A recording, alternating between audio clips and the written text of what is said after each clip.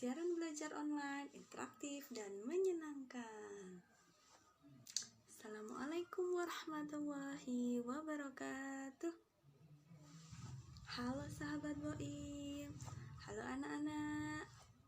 Bagaimana kabarnya hari ini? Semua sehat kan? Alhamdulillah. Semoga kita semua selalu dilimpahkan keberkahan, kesehatan, dan tidak lupa tetap semangat. Pada kesempatan ini, Kak Bintari akan mengajak anak-anak untuk belajar materi kelas 5, tema 8, subtema 3. Sebelum kita mulai pembelajaran, kita berdoa dulu yuk. Berdoa, mulai. Berdoa, selesai. Semoga pembelajaran ke depan dapat berjalan dengan lancar dan sukses. Setelah pembelajaran pada hari ini, anak-anak dapat yang pertama, memahami siklus air dan cara menjaga kelestarian air bagi kelangsungan makhluk hidup. Dan yang kedua, menganalisis peran ekonomi dalam menyejahterakan masyarakat. Anak-anak, coba lihat apa yang terjadi di sekitar Kak Bintari. Iya, benar sekali. Hujan ya? Apakah di tempat anak-anak juga sekarang sedang hujan? Anak-anak tahu kenapa hujan bisa terjadi? Oke, sekarang kita akan belajar kenapa hujan bisa terjadi. Perhatikan video yang akan Kak Bintari tayangkan kali ini ya. Selamat menyaksikan.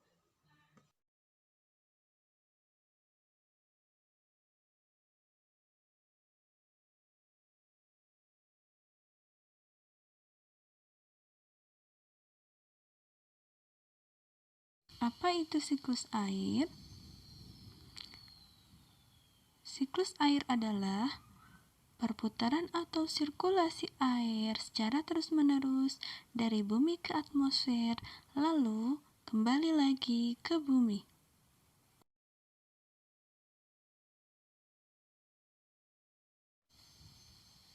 Secara garis besar, siklus air dibagi dalam 4 tahapan, yaitu penguapan, pembentukan awan, hujan, dan penyerapan atau infiltrasi. Air di laut, sungai, dan danau menguap karena terkena panas matahari. Penguapan tersebut dinamakan evaporasi. Tumbuhan juga mengeluarkan uap air ke udara akibat panas matahari. Proses penguapan yang berasal dari tumbuhan disebut transpirasi.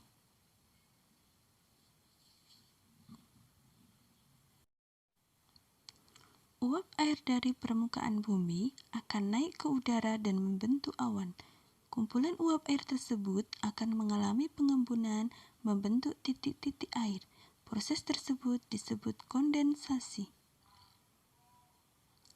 Kemudian, angin akan membawa awan ke daratan atau dataran tinggi. Selanjutnya, titik-titik air di awan akan turun menjadi hujan. Proses ini disebut presipitasi. Setelah terjadinya hujan, air akan mengalir ke daratan, menuju ke air permukaan dan menyerap ke dalam bumi. Proses penyerapan disebut infiltrasi. Kejadian tersebut akan menciptakan suatu siklus yang berlangsung secara terus-menerus yang kita sebut sebagai siklus air. Demikian tadi penjelasan tentang siklus air. Sekarang sudah paham kan kenapa hujan bisa terjadi? Mengingat pentingnya air, mari kita menjaga kelestarian lingkungan agar siklus air tidak terganggu. Ayo anak-anak, kita sebutkan satu-satu cara menjaga lingkungan agar daur air tetap terjaga. Yang pertama, tidak menebang pohon sembarangan atau melakukan tebang pilih. Yang kedua, melakukan reboisasi atau penanaman kembali hutan yang gundul. Yang ketiga, tidak membuang sampah dan limbah di sungai. Yang keempat, mengurangi kegiatan betonisasi. Dan yang kelima, membuat ruang terbuka hijau sebagai tempat menyimpan cadangan air. Bicara tentang air yang sehat, semua makhluk hidup membutuhkan air.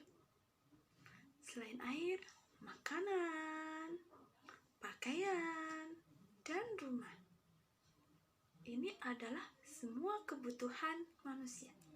Manusia akan melakukan apa saja untuk memenuhi kebutuhan hidup mereka. Kegiatan manusia untuk memenuhi kebutuhan hidupnya dinamakan kegiatan ekonomi. Mari kita lihat tayangan video berikut ini. Kegiatan ekonomi. Kegiatan ekonomi adalah suatu kegiatan yang dilakukan manusia untuk memenuhi kebutuhannya. Kegiatan ekonomi dibagi menjadi 3, yaitu produksi, distribusi, dan konsumsi. Yang pertama, produksi adalah suatu kegiatan menghasilkan barang atau jasa atau kegiatan menambah nilai guna suatu barang. Orang yang melakukan kegiatan produksi disebut produsen. Berikut contoh kegiatan-kegiatan produksi. Berikut contoh kegiatan produksi. Yang pertama, produsen tahu mengubah kedelai menjadi tahu. Produsen tahu melakukan kegiatan produksi karena sudah menghasilkan barang, yaitu tahu. Yang kedua, produsen mainan melakukan kegiatan produksi karena berhasil menghasilkan barang, yaitu mainan.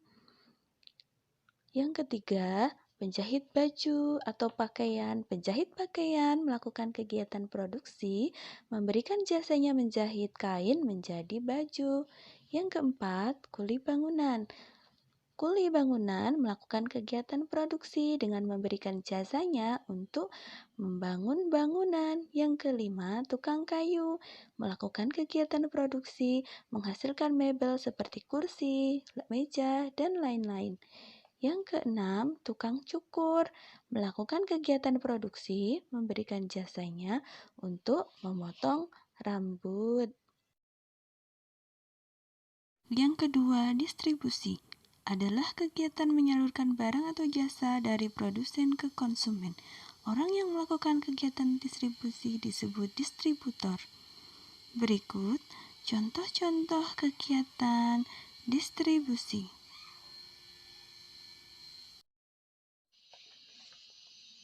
Yang pertama, pedagang pakaian.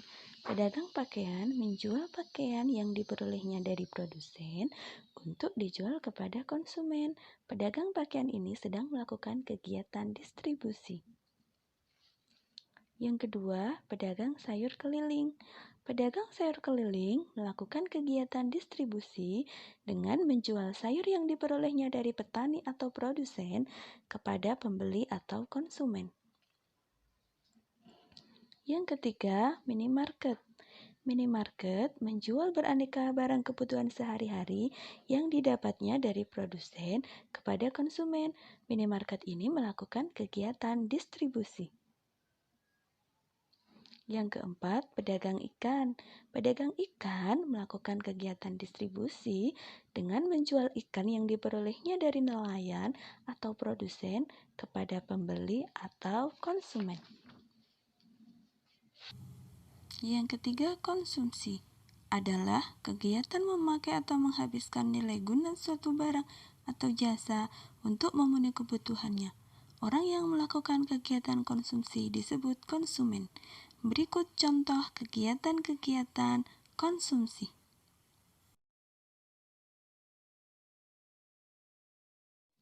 Yang pertama adalah makan. Kegiatan makan adalah kegiatan menghabiskan nilai guna suatu barang. Makan termasuk kegiatan konsumsi. Yang kedua, minum. Minum juga termasuk dalam kegiatan konsumsi, yaitu mengonsumsi air.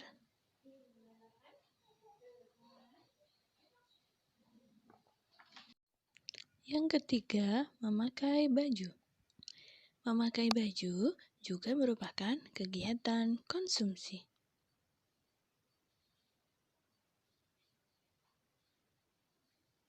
Yang keempat, membeli bahan bakar. Bahan bakar dipakai untuk menjalankan sepeda motor. Kegiatan ini merupakan kegiatan konsumsi. Yang kelima, mengonsumsi listrik dan internet. Menggunakan listrik untuk memasak, menyalakan TV dan komputer, serta menggunakan internet untuk mengakses berbagai macam informasi.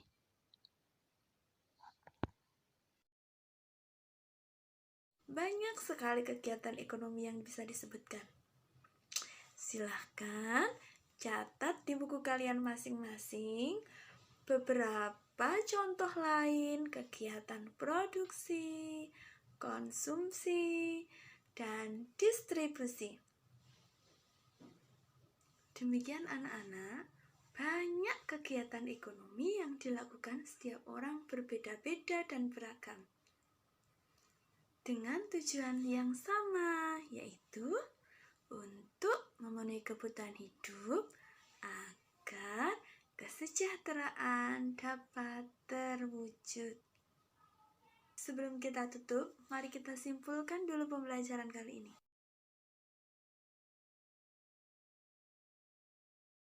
Siklus air adalah sirkulasi perputaran air secara terus-menerus dari bumi ke atmosfer, lalu kembali lagi ke bumi. Siklus air terdiri atas 4 tahap, yaitu evaporasi, transpirasi, pembentukan awan atau kondensasi, presipitasi atau hujan, penyerapan atau infiltrasi. Cara menjaga kelestarian daur air. 1. Tidak menebang pohon sembarangan atau dengan melakukan tebang pilih. 2. Melakukan reboisasi. 3. Tidak membuang sampah dan limbah di sungai. 4. Mengurangi kegiatan betonisasi. 5. Membuka ruang terbuka hijau sebagai tempat menyimpan cadangan air. Selanjutnya, kegiatan ekonomi adalah kegiatan manusia untuk memenuhi kebutuhannya. Kegiatan ekonomi dibagi 3, yaitu 1. Produksi, 2. Konsumsi, dan yang ketiga, distribusi. Demikian pembelajaran hari ini. Semoga bermanfaat bagi kita. Mohon maaf segala salah dan kurang dari Kakak Bintari. Tetap semangat belajar di mana saja, kapan saja, kalian luar biasa. Wassalamualaikum warahmatullahi wabarakatuh.